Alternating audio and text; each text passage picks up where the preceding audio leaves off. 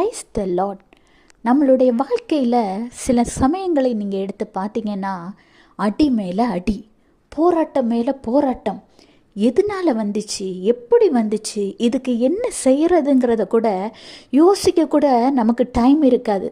அந்த அளவுக்கு போராட்டங்கள் நம்மளை சூழ்ந்து கொள்ளும். என்ன பண்ணது ஏது பண்ணேன்னு தெரியாமல் நாம் மனது உறைந்து சோர்ந்து போய் ஒரு இடத்தில் கூனி குறுகி உட்கார்ந்து விடுவோம். ஏன்னா உதவிக்கு ஆள் இல்லை. யார்கிட்ட போய் சொல்கிறது?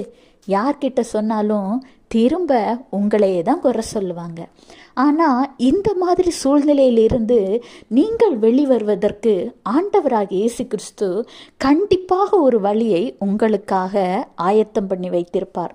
உங்கள் சூழ்நிலைகளின் நிமித்தம் நீங்கள் ஆண்டவராகிய இயேசு கிறிஸ்துவிடம் போய் நீங்கள் ஜெபிக்கும் பொழுது உங்கள் மனதை மற்றவர்களிடம் சொல்வதை காட்டிலும் தேவனுடைய பாதத்தில் ஒரு தனிப்பட்ட அறையில் முழங்கால் படியிட்டு அவருடைய பாதத்தில் உங்கள் கண்ணீரை சிந்தும் சமயத்தில் அதற்கான வழிவாசல்களை ஆண்டவர் உங்களுக்கு திறப்பார்.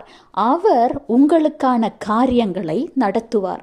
இன்றைக்கு கூட 2 நாளாகமம் 19:11, நீங்கள் திடமனதாய் இருந்து காரியங்களை நடத்துங்கள், உத்தமனுக்கு கர்த்தர் துணை என்றான். நீங்கள் உத்தமர்களாக இருக்கும் பொழுது, ஆண்டவருக்கு கீழ்ப்படிந்து நடக்கிற பிள்ளைகளாக இருக்கும் பொழுது, உங்கள் வாழ்க்கையில் என்ன போராட்டம் வந்தாலும் சரி, எந்த கஷ்டம் வந்தாலும் சரி, யார் உங்களை கைவிட்டாலும் சரி, உங்கள் வாழ்க்கை துணையே உங்களை ஒருவேளை கைவிட்டாலும் சரி, ஆண்டவர் உங்களை கைவிட மாட்டார். அந்த வாழ்க்கை துணையை மீண்டும் உங்களோடு சேர வைக்கிற தேவன்.